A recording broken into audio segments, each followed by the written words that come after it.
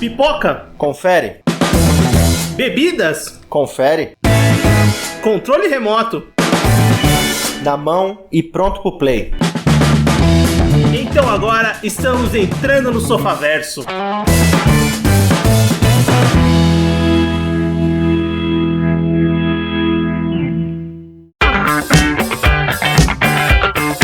Muito bem, Sofaverso começando, voltamos para mais um episódio do seu podcast e hoje vamos falar de séries, vamos falar de Demolidor Renascido. E por isso eu tô com o Everton. Fala pessoal, beleza? Eu tô com o Anderson. E aí pessoas, beleza? Tá todo mundo bem? Todo mundo tranquilo? Eu tô muito bem, espero que o ouvinte também esteja bem. Eu sou o Vinícius e bem, vamos falar hoje de Demolidor Renascido, série da Disney Plus, né? Série original da Marvel, saindo agora pelo Disney Plus, né? Que continua, é um remake, é um recomeço, como diz o título, né? Demolidor Renascido, do que a gente já encontrou da série do Demolidor, só que agora dentro do MCU, né? Agora o personagem está de fato dentro do MCU. Continuando numa nova temporada, as temporadas anteriores que tinham sido lançadas pela Netflix. Me refresquem a memória. Gravamos das 3 temporadas no podcast anterior? Sim, e você quer saber o fato mais chocante de tudo isso? Não sei se eu quero, mas... A terceira temporada da série original que passava na Netflix, que foi a melhor temporada, aliás, faz 7 anos.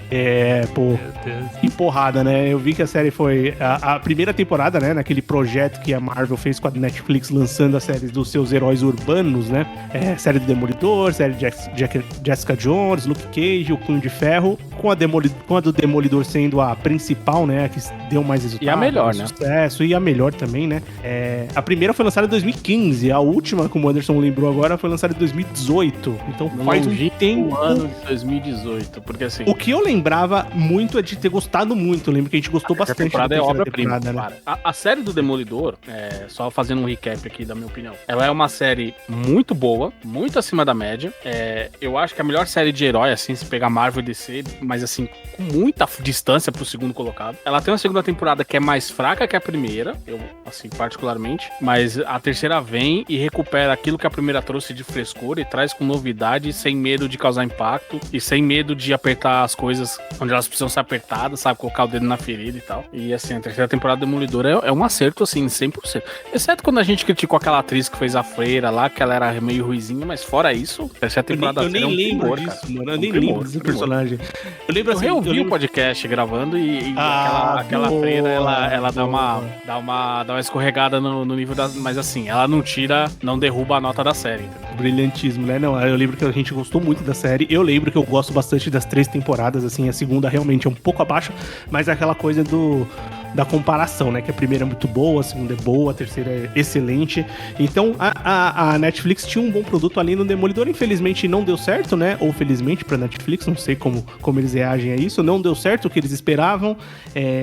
Aquelas séries foram canceladas, as séries saíram da Netflix, né? E hoje, essas séries estão disponíveis no Disney Plus com uma migração, e muita gente não sabia, né? Não se sabia direito o que iam fazer com aqueles personagens, se eles iam entrar aqui, se os mesmos atores seriam usados. Muito se conversou até ter definições de que, sim, os personagens voltariam. O Demolidor, acho que o principal desses personagens, um personagem muito importante pro universo da Marvel, voltou e voltaria, e começou a voltar em doses homeopáticas durante os últimos lançamentos do MCU aí, né? Eu acho que teve um apelo muito do público com relação ao Demolidor, porque vendo que a Marvel, no Disney Plus principalmente, estava começando a fazer séries de heróis, todo mundo lembrou do Demolidor, né, da Netflix, que foi uma baita série, e querer inserir aquele mundo no MCU era uma coisa que o público tava esperando, né? E os atores são muito carismáticos também, né? Os atores... Bastante, por exemplo, você pega uma série como o do Punho de Ferro, que além de ser não sei como teve 2 temporadas, aquele lixo atômico, mas assim, ninguém lembra nem dos atores, cara, do Punho de Ferro. O Luke Cage você ainda salva um outro personagem, a Jessica Jones tem uma galera que curte, eu não curti a série, mas... o Justiceiro, ele mantém, né? Porque ele é praticamente da série do Demolidor, Isso, né? eu ia chegar nele, mas o Demolidor mais o Justiceiro, assim, eles são personagens, claro, agradam o público pela temática ser mais adulta e etc, mas também os atores são pessoas que você torce e você fala assim, caramba, eu quero que esses caras continuem fazendo esse show, entendeu?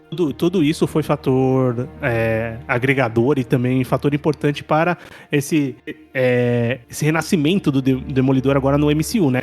Lembrando, o Demolidor apareceu no filme do Homem-Aranha, no último lançamento do filme do Homem-Aranha. Acho que é a primeira aparição do Charlie Cox, né, no MCU. Aparece ali. Na Disney, né? Na Disney, isso, na Disney. Disney, agregado, né? Depois ele aparece. Não aparece o Demolidor, aparece o Matt Murdock. Boa lembrança, não aparece o Demolidor, aparece o Matt Murdock. Ele aparece como o Demolidor e Matt Murdock na série da She-Hulk, ele aparece também.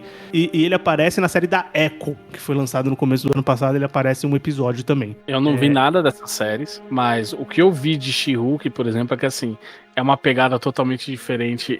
Eu não sei como ele não ficou deslocado naquele programa, cara. É muito diferente. E eu acho que um ponto também de se pensar é como eles fariam pra encaixar o tom que eles tinham no Demolidor agora, ou mudando de tom, ou fazendo uma coisa muito diferente, levando pro mundo das séries deles ali, que é um mundo de muito mais erros do que acertos. A gente sabe que as séries da Marvel, elas tropeçam e muito aí no caminho, então a gente não sabia como vai ser.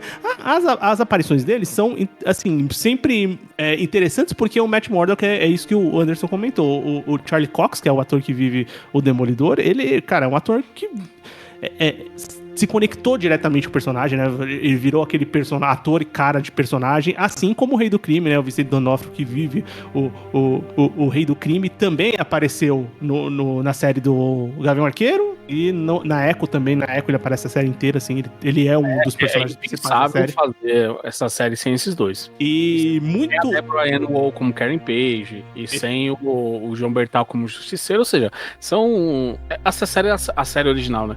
Ela acertou em tantos pontos, não só questão de roteiro, de execução, mas ela acertou também num cast, assim, que, convenhamos, cara, o Eden Helson, a gente não pode esquecer do Fog Nelson. Cara, foi um elenco muito bem acertado. Pena que ela tomou uma decisão agora, que a gente vai comentar daqui a pouco, que já me deixou meio assim, mas no geral, cara, até esse momento só tinha sido acerto, entendeu? Também acho. E tanto que os outros atores, né, agora se conversa que os outros atores das outras séries, que é uma coisa que a Netflix acertou quase no Punho de Ferro, por exemplo, não foi um acerto, mas, por exemplo, a Jessica Jones, gostando ou não da série, gosto muito da Jessica Richard lá como Jessica Jones, né? Eu esqueci o nome dela, acho que eu falei o nome dela errado, mas enfim. A atriz que vive a Jessica Jones é uma atriz que ficou marcada, né? Que os pessoas querem trazer de volta, o ator que vive o Luke Cage. Kristen Ritter. Muito bom, muito bom, muito bem. Não, uma coisa que me surpreendeu, você tava falando dessa questão das séries, principalmente junto do universo cinematográfico lá da Marvel, da série do Demolidor, pelo menos uma coisa que me surpreendeu no Disney Plus é a questão da violência, assim, de ser 18+, e eu acho que ela é um pouco além do que era na Netflix. Eu acho ela mais violenta ainda. Eu achei assim, ela tem alguns momentos mais violentos do que a gente viu na série da Netflix, mas no geral eu acho que a violência foi jogada um pouquinho pra baixo. A minha percepção foi essa. Assim, a gente tem, especialmente nos 2 últimos episódios, a gente vai comentar que foi conturbada a produção dessa temporada, e isso você percebe nos 2 últimos episódios. Mas eu acho que a violência dela é dada uma reduzida, assim, ao longo da temporada, e aí nos 2 últimos eles meio que falou, tipo, a gente precisa apresentar alguma coisa aqui. E isso que o Everton falou, acho que o principal ponto é ter feito uma série com violência dentro dos produtos que a Disney tá lançando com o selo Marvel Television agora lá no Disney Plus, né? Séries que eles têm no catálogo, não tem nenhuma série que tenha essa característica de mais 18, uma série violenta. O Demolidor foi a primeira aposta deles pra esse tipo de segmento, né? Então, acho que o Werewolf by Night, né? O Lobisomem da Meia-Noite, lá o especial, acho que ele não é mais 18, mas ele tem uma faixa etária um pouco maior também. Mas mesmo assim, o Demolidor preto e branco também, né? O Demolidor é a primeira realmente que eles apostam nesse tipo de violência.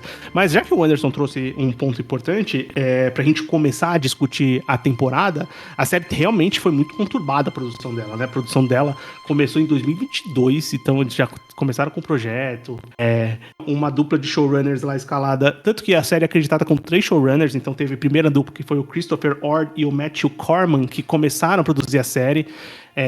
Só que a Disney não gostou do que estava vendo. Dizem os burburinhos que lá que tinha até o 5º episódio o Matt Murdock não tinha nem aparecido com o traje do Demolidor, então a Disney falou assim, não vai dar, vamos ter que refazer. Não ia ter Kevin Nelson, Fog Nelson e Karen Page. No projeto original eles não iam aparecer, já começa daí. E tem muita coisa que não tava rolando, né? Então eles remodelaram a série, trouxeram o Dario Scardapani, que era o showrunner do Justiceiro da Netflix, então ele já tinha trabalhado nesse universo, né? Já tinha trabalhado com alguns atores ali e com esse universo dos heróis urbanos da Netflix. Então trouxeram ele como showrunner pra comandar esse projeto, e também tem os principais diretores ali que dão muitos pitacos, já trabalharam em séries da Netflix, que é o Justin Berson e o Aaron Moonhart, que são 2 roteiristas, diretores que sempre trabalham juntos, fazem muitos filmes ali de terror cósmico, e também já trabalharam no MCU numa série do Cavaleiro da Lua, que também é uma série inquestionável do MCU. Por trancos e barrancos, a série saiu finalmente no dia 4 de março, ela foi lançada, né, Demolidor Renascido, a sua primeira temporada, com 9 episódios, né? Se eu não me engano, saíram 2 episódios no primeiro dia, depois foram lançando semanalmente. E aí, em termos gerais, eu quero saber de vocês, o que vocês acharam dessa nova temporada de Demolidor. Cara, é assim, eu já tinha comentado com o Vinícius, assim, eu achei ok. Eu não achei, que segue o mesmo nível que tava, por exemplo, da série da Netflix, do mundo, na Netflix. Eu acho que ele tem muita ideia e que é muito coisa jogada, assim, sabe? É muita ideia, muita coisa acontecendo. Ao mesmo tempo que tem capítulos que parece que é uma enrolação, sabe? Você fica meio perdido, acho que nas ideias do que eles estavam planejando. Eu acho que tem uns segmentos da história, principalmente porque, assim, o Demolidor em si é a ideia do Demolidor renascido, né? Mas é uma série muito mais do Matt Murdock, né? Pra mim, seria até melhor se chamar o renascimento do Rei do Crime, sabe? Porque pra mim é muito mais focado também nisso, sabe? Eu achei... Isso é uma coisa que eu achei legal, mas o que eu acho que tem muita história, muita coisa que foi adicionada e que parece que não tem... Eles tentam fazer uma ligação entre elas, mas pra mim não encaixa tão bem, sabe? Pra mim é tipo, é meio forçado, sabe? Então, isso fica claro aqui a confusão da produção da série, o quanto ela impactou nos episódios, porque a gente tem o primeiro episódio, parece que ele foi feito justamente depois das reclamações dos fãs, como assim não vai ter Karen Page, vai ter Fog Nelson, não sei o que e tal, e cria aquele momento de aparição deles, pra depois já eliminar um dos personagens, que é o que vai dar o tom do resto da temporada, pra daí a gente começa a partir do segundo, eu não falo nem a partir do segundo, mas mais ou menos a partir do 3º episódio, até ali por volta do 7º episódio, a gente começa a ver que a série ela tá indo pra um outro caminho, é quase as aventuras detetivescas de Matt Murdock. Ele deixa de ser só um advogado e ele vira o detetive do dia a dia ali da vizinhança, né? E aí acontece uma coisa que me irrita muito, assim, que ao contrário da série da Netflix, onde cada segredo tinha peso, aqui durante o dia, não, tem um ceguinho aqui, de repente o ceguinho começa a dar porrada em todo mundo, legal, ninguém fala nada, ninguém desconfia de nada, o universo literalmente, tipo, é normal ter um cego batendo em alguém, espancando alguém na rua, e aquela coisa, enquanto na primeira temporada, ele fazia questão de manter o segredo dele escondido até dos mais próximos, porque aquilo colocaria-los em perigo, aqui ele não tá nem aí, ele falou, tipo, eu tô no meio do banco aqui, vou bater nesses caras mesmo, foda-se. Até parece que esse cara não vai contar que, ele viu um cego batendo em alguém, ninguém vai somar leque, um crepe, vai falar, nossa, quem que é cego na cidade e que de repente estava sumindo e reapareceu e começou a bater nos outros, né, senhor Murdock? Então, assim, a série, ela toma algumas decisões, aquele 4º episódio, 5º episódio, eu acho, assim, o 5º episódio do banco eu acho muito bom, a trama dele, apesar dessas incongruências que eu falei. O 4º episódio eu acho mais ou menos. O 7º episódio pra mim é um lixo completo, podia ser descartado. É uma trama que... É aquela trama do muso, que não sei o que. Podia ser um vilão de segunda temporada, mas eles jogaram tudo correndo aqui. Então, assim, essa temporada pra mim, ela é confusa. Ela não é ruim, tá? Vou deixar claro que eu não acho ela temporada ruim, mas ela tá aquém do que ela poderia ter sido. Se alguém assiste o primeiro e os 2 episódios finais, vai falar, caralho, essa temporada foi foda. Mas quando alguém assiste o meu, vai falar, não foi tão tudo isso, né? Pra mim é isso. Por exemplo, você acabou de citar, são 3 histórias, sabe? Que acontecem na 9 temporada, episódios. sabe? E é incrível em que tem momentos que ele correm com a temporada e tem outros que eles enrolam com a temporada. Esse arco do Muso, pra mim, podia ser um vilão de segunda temporada tranquilamente, cara. Ou de primeira, né? Eu concordo com vocês. Eu acho que de primeira talvez não, porque a gente precisa restabelecer, por exemplo, toda a dinâmica entre Matthew Murdock, / Demolidor, com o Rei do Crime, agora prefeito de Nova York. Ou seja, é uma mudança completa na dinâmica entre eles. Então, eu acredito que isso seria legal pra uma primeira temporada, mas você coloca um segundo personagem só pra meio que dar um desafio pro prefeito, assim, mas ele ficou muito apressado e jogado ali, na minha opinião. Ficou tudo muito... Eu acho que tem um nítido ponto quando você vai ler e entende a produção conturbada da série, que é a mudança de tom durante a própria série. Então a série ela é inserida hoje no contexto de Disney Plus, então se pensou que ela faria de uma maneira que é bem diferente do que foi feito na Netflix, e eu acho que ela começou a ser feita dessa maneira. Posteriormente entrou a galera da Netflix que trouxe um pouco mais pra conectar com o que se fazia na Netflix. E perceptivelmente a série tem episódios que são muito mais próximos do Disney Plus e episódios que são muito mais próximos do que eles faziam na Netflix. Então Sim, faltou encontrar o miolo tom. é tudo Disney pra mim. O miolo entre episódio 2 até final do episódio 6, mais ou menos, é todo Disney. É muito na cara que é Disney. Faltou encontrar esse tom, porque essa bagunça de tom, essa bagunça de como você vai contar a história, junto com muita história, muita coisa acontecendo, muito personagem, muito mini arco, acaba trazendo uma temporada um pouco inchada, porque parece que a temporada tem muita coisa, realmente tem muita coisa, e se resolve tudo muito rápido, e acaba tirando um pouco do peso das coisas que são realmente importantes. É muito nítido que dava pra fazer o que o Ederson tá comentando, que o Everton tá falando, fazer uma temporada focada em Matt e Rei do Crime. Melhor ainda. Juntamente com aquele arco do Poindexter por fora, né? White Tiger também Ele poderia ser o arco né? inteiro da primeira temporada. E aí a gente teria 2 frentes, que eu acho que eles perderam a chance aí da gente fazer o trabalho, o Matthew Murdock fazendo o trabalho duplo de vigilante e advogado. Pena que eles correram demais nesse episódio, porque esse episódio, ele é bom, ele tem uma vibe assim, me deu uma saudade de Perry Mason, mas, cara, eu acho que a temporada poderia ter sido... Esse terceiro episódio, ele poderia ter sido a temporada, entendeu? De ter todo o caso, e aí você trazer vira-voltas, você descobrir que o cara é um vigilante, e aí que a polícia é corrupta. Mas eles condensaram tudo num episódio pra depois trazer um outro vilão, nada a ver. Eu achei que ficou meio corrido esse meio. Ficou muito corrido e muito inchado e muito desperdiçado algumas coisas. Não, porque são praticamente... A gente já citou 4 histórias que tem a temporada. Ó, tem a história do Rei do Crime lá com relação à morte do Fog Nelson, que a gente vai comentar, né, com o mercenário e tal. Tem a história do White Tiger, tem a história do Muso, tem a história do Bucko, que, tipo, tem a relação com o Rei do Crime, mas é uma história solta, sabe? Ela acontece e termina no mesmo capítulo, sabe? E tem a quinta, que é aquele plot dos gangsters do submundo, agora que eu fiz que virou prefeito. Também. Você tem 5 plots em 9 episódios, cara. Não precisa. Você podia pegar 2, 3 ali e fazer uma temporada foda. Mas enfim, eu acho que é aquela coisa. Como essa temporada ela teve muitos percalços e troca de diretor, troca de roteiro, troca de produção e não sei o que, aquela coisa toda, isso impacta o material geral. A gente percebe quando tem essas trocas e qual parte veio de cada lado, entendeu? Agora, com a equipe fixa, que veio da Netflix, já certa e vai fazer a segunda temporada do zero, a minha esperança e torcida é para que as coisas melhorem. E eles dão um gancho bom a gente vai comentar, mas eles dão um gancho bom. O último episódio ele é foda. Pra temporada. Tá? Não queria falar nada não, mas no último episódio deu aquela saudadezinha da Netflix falar, isso seria uma série do Demolidor da Netflix, esse último episódio. E deu saudade da Netflix, não só nas séries. Você percebe pelo grau de violência. A parte da Disney... quase não tem sangue, tem as porradinhas, o Matthew Murdock, ele bate e dali a pouco ele aparece. Aquele episódio do banco, apesar de ser muito bom, aquela luta dele com os bandidos lá, não tem... Você não ouve um barulho do osso quebrando, tá? Exceto quando ele quebra o osso do cara lá no final, mas fora isso, você vê que foi tudo muito limpo pra aquela... Cara, uma situação de banco com um refém e quase não teve sangue, nada. Foi meio estranho. E faltou a cena do corredor nessa temporada. Faltou. Faltou a cena. Todas as temporadas tem uma dele... saindo na mão com um monte de gente num corredor.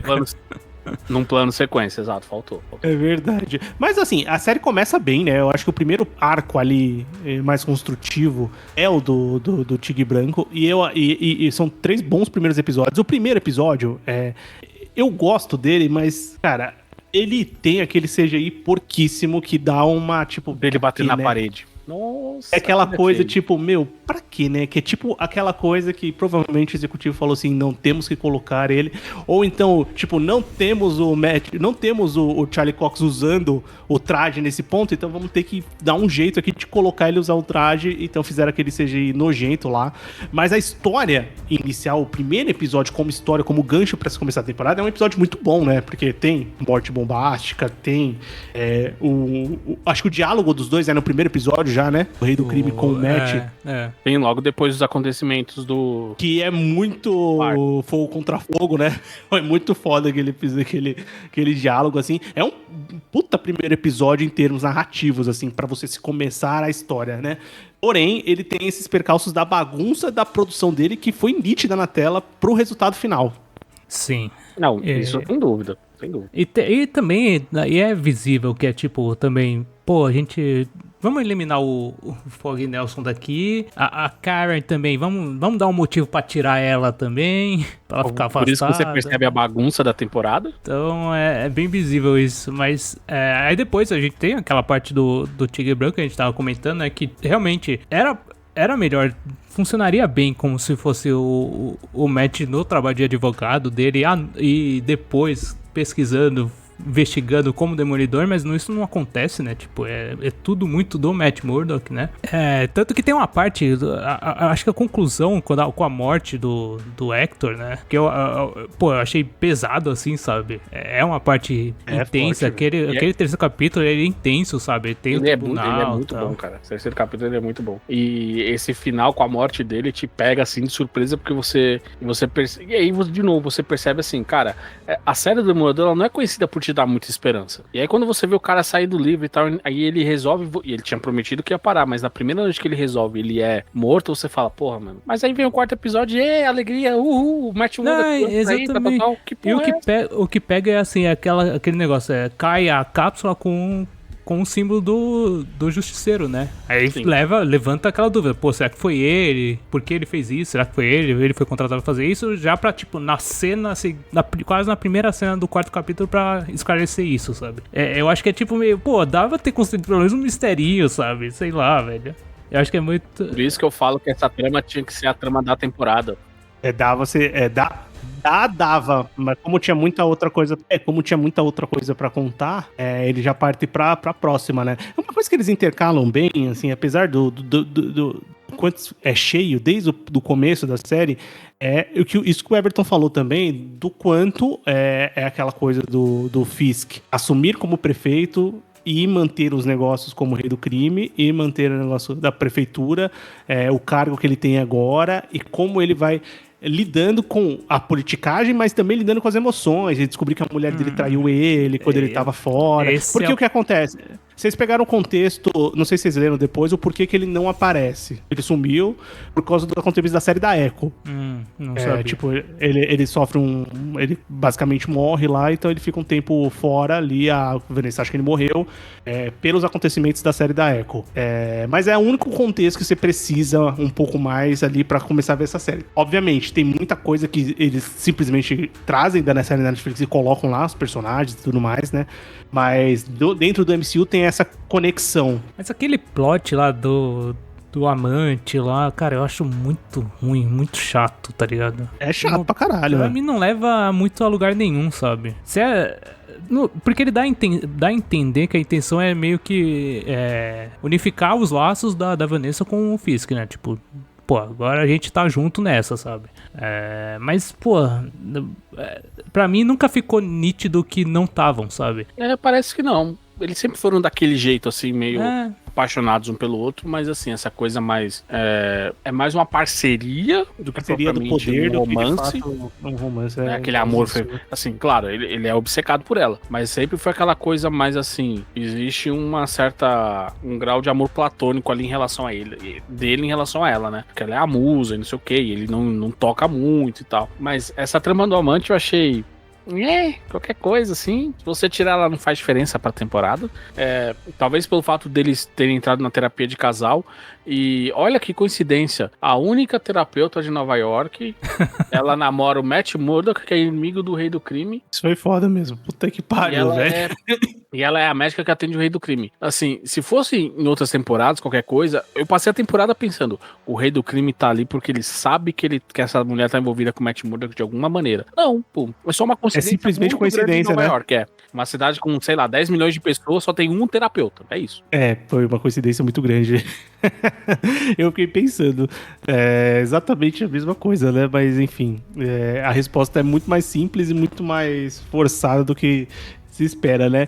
Porque depois que a gente resolve todo o arco do Tigre Branco, a série dá essa quebra, porque no quarto episódio, é isso que a série faz bem, né? Por exemplo, os diálogos são bem escritos, tem bons diálogos a série. Principalmente porque os atores são muito bons, né? A gente falando. Tem alguns diálogos que tiram a gente pra merda. Que eles falam. Alguns, mas assim, eu acho que os atores principais são bons. Tem um negócio aqui que tá acontecendo, aí na cena seguinte, a série faz questão de mostrar exatamente o que acabou de ser dito, como se dissesse pra você o seguinte: você prestou atenção? Tá aqui, ó, seu idiota. Eu falei, agora vê o que tá escrito. Ela não joga um diálogo pra dar tempo de você interpretar. Ela não te dá espaço pra interpretar em alguns episódios.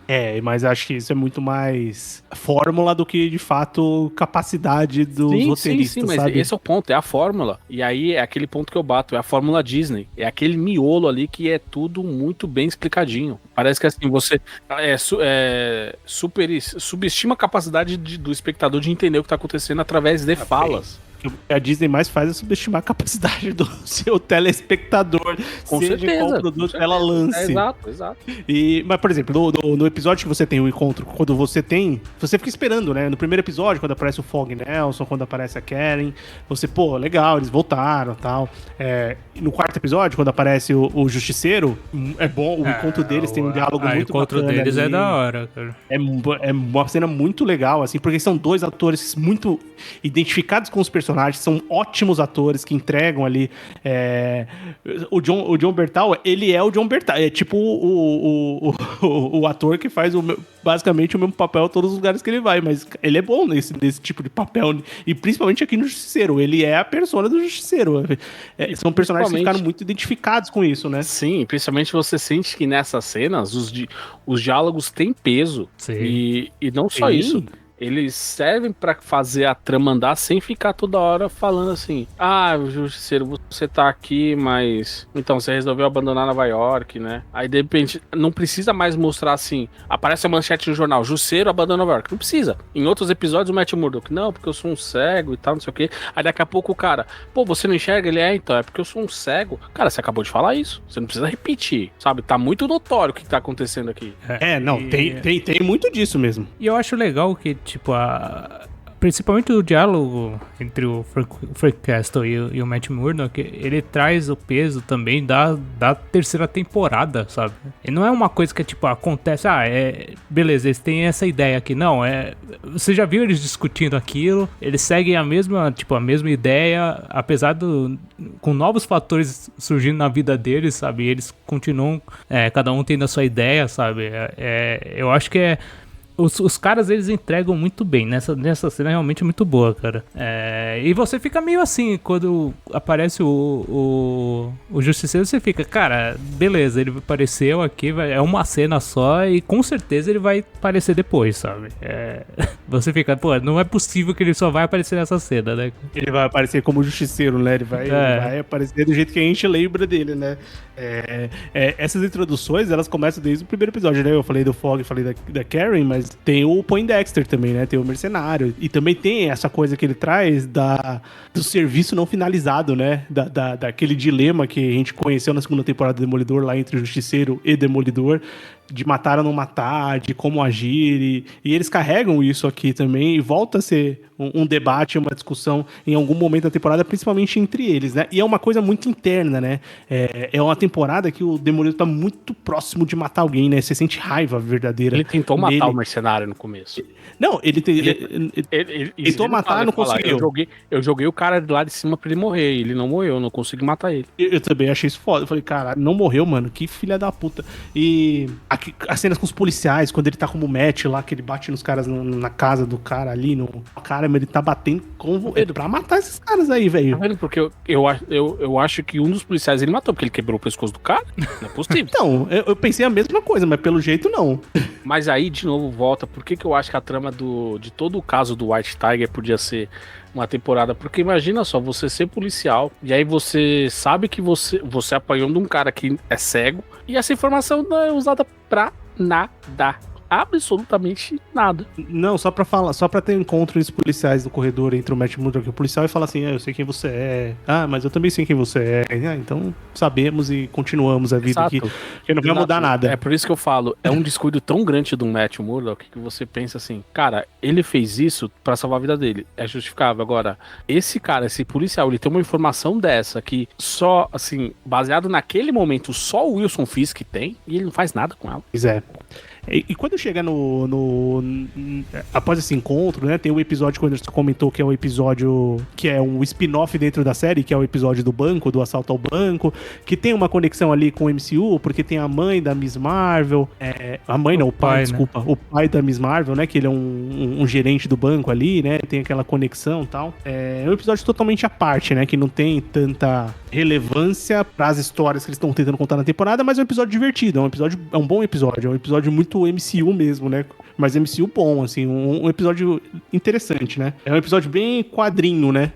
Acontece entre ele e é isso, né? Porque posteriormente, eles vão começar a resolver a parte de um dos vilões principais da série, que é o Muso, que foi um serial killer, é um vilão que eu não conheço das histórias dos quadrinhos do Demolidor, assim, não conheci esse vilão, mas falam que é um vilão interessante das histórias. Mas aqui é um vilão que, pra mim, é o arco totalmente desperdiçado, assim. Pra começar, assim, ele vai sendo introduzido durante a série e ele é vivido por um ator chamado Hunter Dohan. Esse moleque, eu tenho um problema com ele, porque ele fez uma série chamada Your Honor.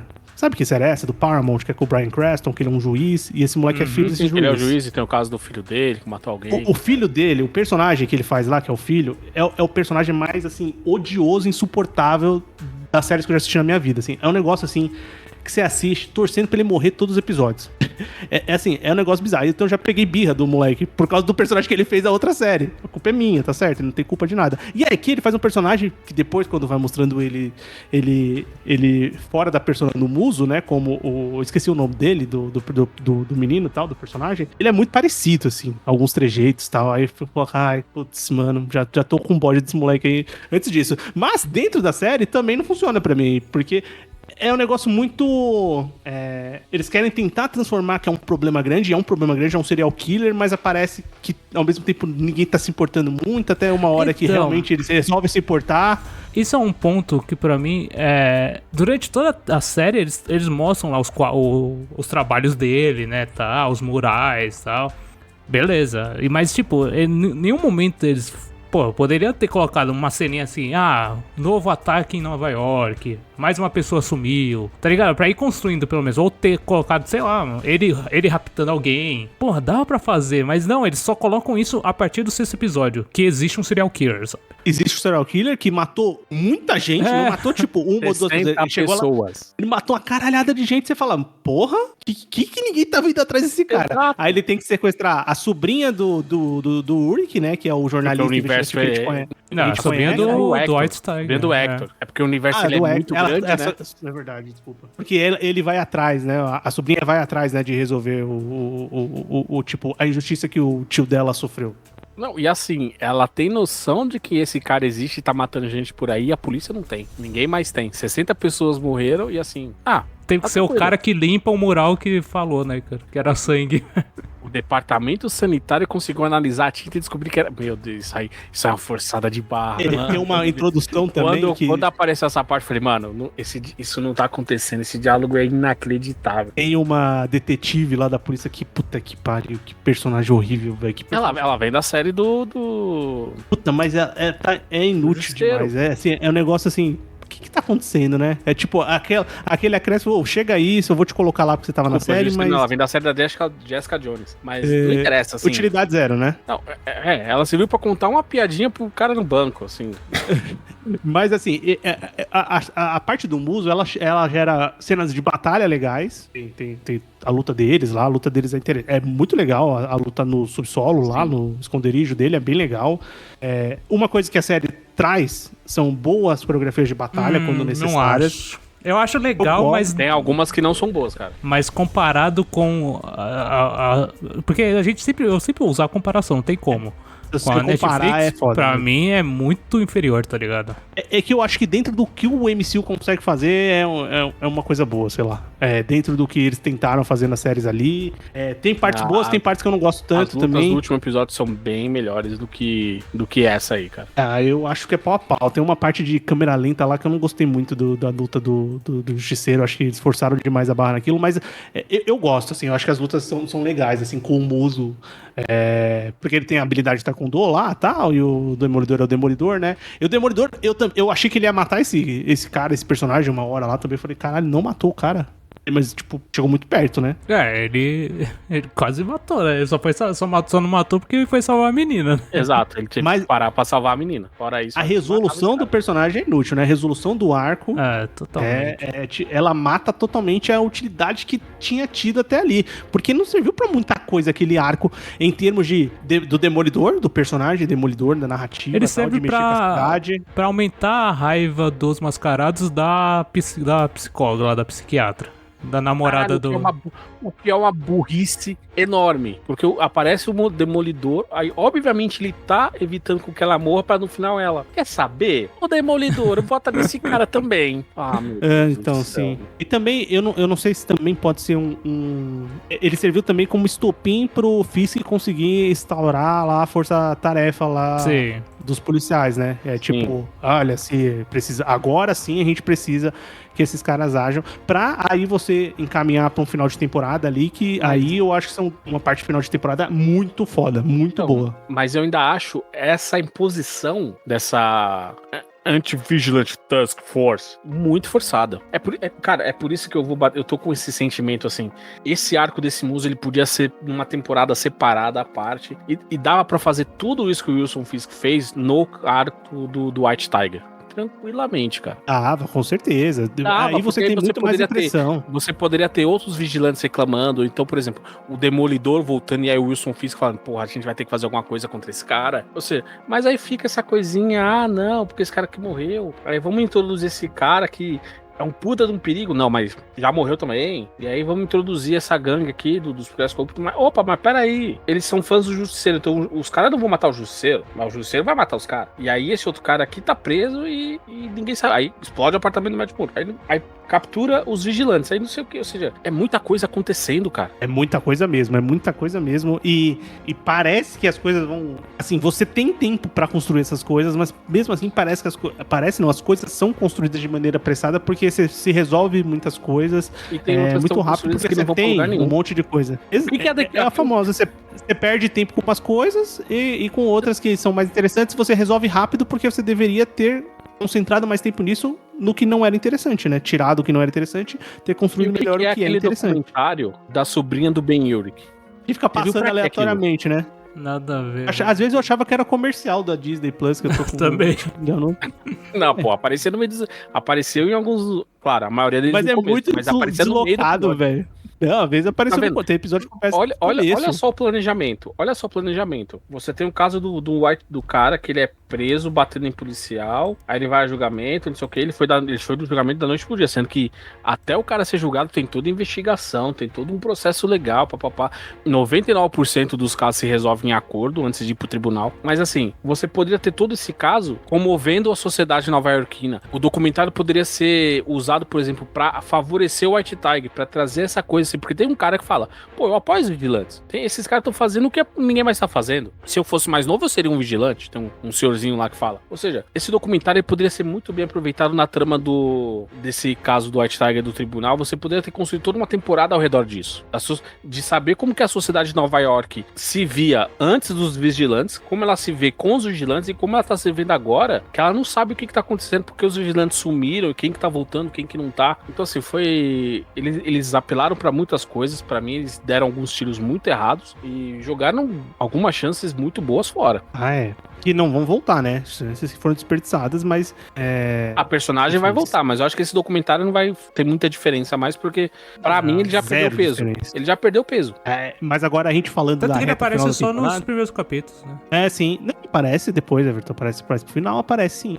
Ele aparece bastante, mas você nunca vê uma conclusão dele. Só aparece as pessoas reagindo depois às imposições do Fisk enquanto prefeito, aos decretos. Né? Você não vê a conclusão do documentário. Falando em posição do Fisk, e a reta final de temporada se presta a conectar o começo, né, o assassinato do primeiro episódio, com o mercenário, o Fisk, de fato uma relação maior ali entre os personagens, né? E eu acho que são 2 episódios muito bons, né? Tanto em termos de narrativa, a melhor parte de narrativa da temporada eu acho que acontece aqui, de conexão, de como você constrói pra você continuar a temporada, tirando a Heather, que é a psicóloga, que eu acho assim, sei lá, o personagem intragável, assim, muito chata, muito... Mas vamos falar uma coisa, o nosso camarada Matheus Murdock aqui, ele é o seguinte, mas ele só pega gata, hein? Puta que pariu, o cara tem um molho, velho, o cara tem um molho, mano. Eu acho que se ele passa do meu lado, sei não.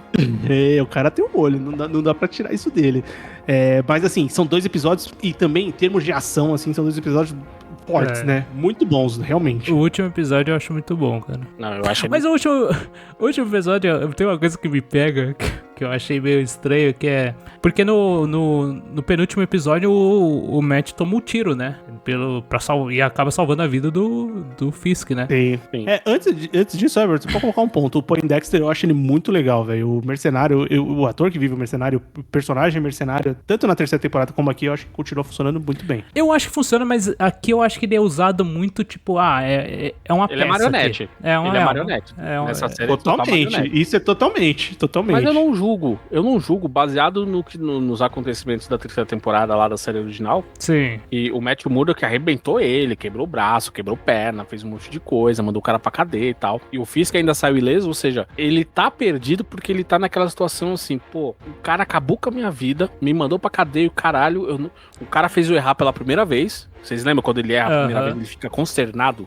E assim, mas ele tem aquela coisa assim, ele fala, pô, mas o Fisk ainda é pior, eu ainda odeio mais esse cara do que ele. Mas sabe uma coisa então, que eu fiquei na dúvida, tá dividido, cara, entre essas duas coisas, e é muito legal aquela cena do Matt conversando com o Poindexter na prisão, e sabe, aquele diálogo entre eles, e aí daqui a pouco o Matt dá uma surra no cara e você não entende, depois você entende por quê. E você percebe que assim, eles têm um inimigo comum, ainda que eles não sejam aliados, nem estejam do mesmo lado, sabe? Então a coisa ela tá escalonando, entendeu? E aí, claro, você adiciona também a figura da Vanessa Fisk, porque ela conseguiu controlar todo o império do Wilson Fisk com mãos de ferro, e assim, se a gente botar os pingos nos is, o Fisk é um cara violento, truculento e se impõe pelo medo. Cara, a Vanessa é muito pior que ele, eu acho. Mais extrema, né?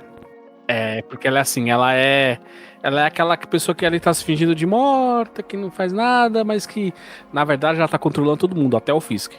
Uma coisa que eu fiquei na dúvida, cara, é nesse diálogo aí que tem do Matt com o Poindexter na prisão, né? Que ele dá a pancada nele e tal. Cara, tipo, assistindo eu fiquei na dúvida se foi proposital pra ele quebrar o dente e poder fugir, o Poindexter, sabe? Não, porque mas dá uma impressão. Você falando agora dá um pouco de impressão disso. Dá uma impressão. Essa dúvida, mas eu acredito que não. Mas pela conclusão, não foi porque o Poindexter foi matar o Fisk. Exato. E o Demolidor salvou ele. E, tipo...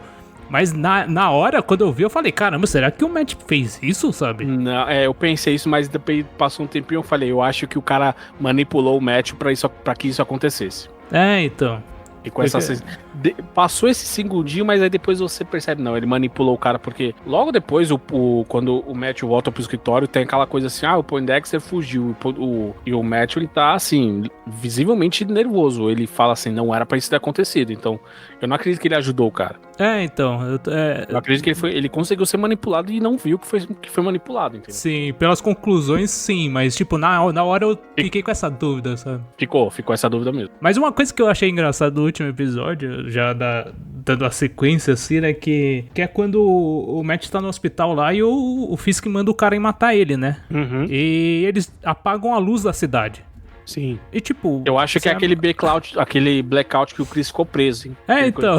Mas Quer saber qual que é a sua dúvida? Da onde veio o blackout? Não, é uma coisa que, tipo, eles fizeram um blackout pro Matt que, tipo, é cego e ele vive no escuro, tá ligado? Ele é o cara que vai se virar melhor no escuro, tá ligado? Não, mas eu acho que não foi só pro Matt, né? Não, eu sei. Foi pra, tipo, pro cara conseguir infiltrar de boa, sabe? Sim. Não foi isso. Tá pro Fisk poder baixar os decretos ali de toque marcial. Sim.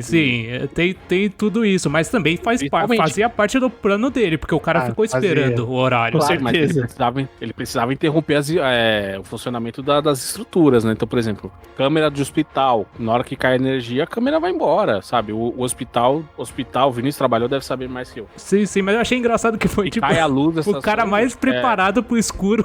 É verdade, fica meio tosco. Mas assim, se cai a luz do hospital, o gerador do hospital é pra manter equipamento que mantém pessoa viva, sabe? É prioritário, não vai manter, sei lá, a câmera de segurança ligada. Mas assim, ficou meio estranho, mas eu até entendo porque fazia parte do plano, porque ele precisava que a cidade acreditasse que aquilo foi uma ação conjunta de vigilantes. Então, caindo a luz da cidade, ele entendeu que as pessoas pensariam dessa forma. Pensariam, olha só o que esses caras estão fazendo, então a gente não pode ficar à mercê dele. E também deu força pra tropa dele, né? Pra agirem do jeito que eles quiseram, né? O cara mata um moleque na rua, pô, você matou não matei uma criança, matei um vigilante, tava mascarado, sabe? Não, isso é muito foda pra construir como vai ser o mundo na segunda temporada, sabe? E isso é um ponto interessante. Eu acho que a série dá um gancho muito interessante pra segunda temporada, justamente por isso. Ela cria um bom... quando ela finaliza bem, ela cria um bom terreno pra você trabalhar na segunda temporada. É uma segunda temporada que tem, assim, um horizonte de temática muito fácil de você perceber o que vai acontecer, como vai acontecer, e a série tem muita cara, esse final de episódio tem muita cara, e a gente já sabe disso, de que ela já foi feita com a segunda temporada de produção, já sabendo o que vai acontecer, porque essa série foi renovada antes da estreia, foi renovada muito rápido, já está com o processo de segunda temporada muito adiantado. A segunda temporada sai hoje não, essa semana o showrunner, né, ele falou que a ideia é que a série seja lançada em março do ano que vem também, então a temporada tá muito adiantada, a segunda temporada. Sim. E eu acho que nesse capítulo, a parte da cena de ação lá, ela é muito boa. Eu acho muito da hora a invasão lá no apartamento do Matt. Os caras, cada um lutando do seu jeito. Cada um a sua maneira, né? Porque o Matt só deixava os caras e o Justiceiro matava os caras, né? Pô, era bem óbvio isso, né? Mas é muito boa a cena, cara. E nessa cena foi o que eu falei que, tipo, tem o gore que tinha já na série da Netflix, mas eu acho que é um pouco além até disso aí. Principalmente nessa cena, eu acho que é, pô... diga a cabeça de um cara em cima da mesa de centro do Matt Murdock. O que o Justiceiro não fez com ele, cara. E o que o Fix é foda, né? O Fisk faz com o comissário de polícia. Aquilo ali é filme de terror, tá ligado? Sim. Ele é bizarro, foi muito forte. Então, sim, esse final, tudo que se talvez...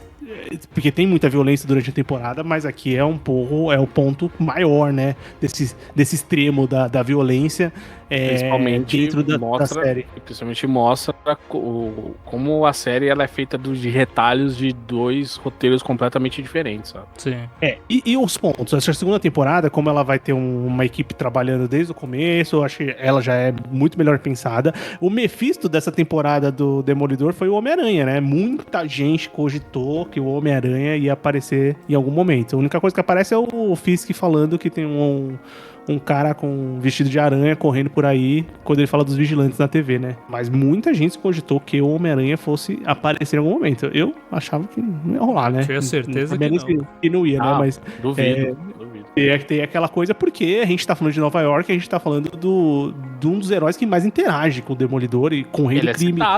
Ele é citado pelo... Ele é citado, Wilson sim. Fisk, Ele é citado assim, e teoricamente... muitos é um inimigo em comum entre eles. Exatamente. E muito se fala que o vilão do próximo filme do Homem-Aranha é o Rei do Crime. Então a gente não sabe ainda como isso vai funcionar. É isso que eu quero entender. Como que vai ser a reação do Homem-Aranha nessa questão de Nova York estar sobre toque marcial, entendeu? Toque de recolher às 8 da noite, não sei o que. Será que isso vai ter impacto no filme né? do... Se isso vai ter impacto no filme do Homem-Aranha, talvez tenha, porque agora tá tudo dentro da Disney, mas se fosse na época da Netflix, a Disney ia cagar, falar, quem é esses caras que estão na Netflix, sabe? Mas hoje já não é mais assim, a gente já teve, né, essas participações em séries, em filmes e tudo mais, então, mas eu queria, eu não sei, cronologicamente, na linha do tempo, quando que essas histórias vão convergir, a segunda temporada do Demolidor e o próximo filme do Homem-Aranha, né, não sei se eles se passam no mesmo ano, mas eu queria ver qual que é o impacto disso pro Cabeça de Teia. A segunda temporada do Demolidor provavelmente sai antes do Homem-Aranha. Os dois saem o ano que vem. Mas eu falo assim, questão cronológica, porque essa história do Demolidor, se eu não me engano, ela já se passa em 2026. Não é citado, mas ela não se passa em 2025. Ela se passa um ano daqui pra frente, por exemplo.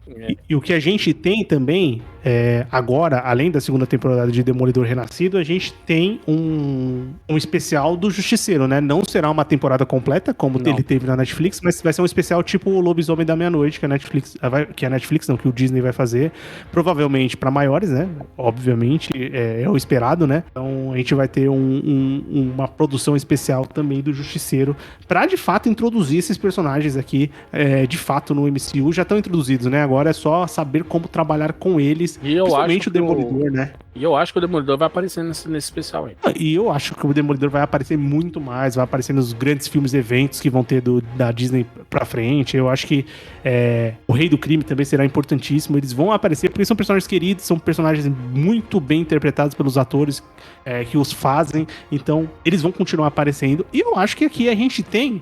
Acho que apesar dos muitos tropeços e essa montanha-russa de qualidade e nem tão bom assim, achei uma temporada boa, assim. Eu esperava bem menos, pra falar a verdade, dessa primeira temporada do Demolidor Renascido. E tenho uma boa expectativa pra segunda. E vocês? Eu tenho uma boa expectativa pela segunda, cara. Eu achei legal a temporada, mas eu acho que a construção do último episódio deixa uma ideia muito interessante pro próximo temporada. E a cena pós-crédito também. Boa, muito bem lembrado, Anderson. A cena pós-crédito é meio óbvia que o cara tenha caído naquele papinho mole, mas é muito legal. E assim, ela prepara o terreno tanto pra questão da minissérie, projeto especial, o que queira chamar do Justiceiro, como ela vai certamente dar os encaminhamentos pra segunda temporada do Demolidor, porque eu acreditando que o Frank Castle, conseguindo executar aquele plano dele, ele não vai sair sozinho, porque, por exemplo, a gente teve o Duke Kane que foi preso também, o Swordsman, foi preso. É verdade. O Hector Salamanca, Lalo Salamanca foi preso. Lalo Salamanca foi preso, e não só ele, outros vigilantes também foram presos. O Rei do Crime, aliás. Entendeu? Então, assim, E pra você ver como o contexto é tudo, né? Enquanto o ator, o Tony Dalton, ele dá aquele sorriso dele nessa série, e na série do Gavião Arqueiro, você fica, tá de boa, o personagem é meio bobalhão, assim. Ele dá o mesmo sorriso em Better Call Saul, você fala, mano... Esse cara vai matar a gente. Esse cara vai matar a gente.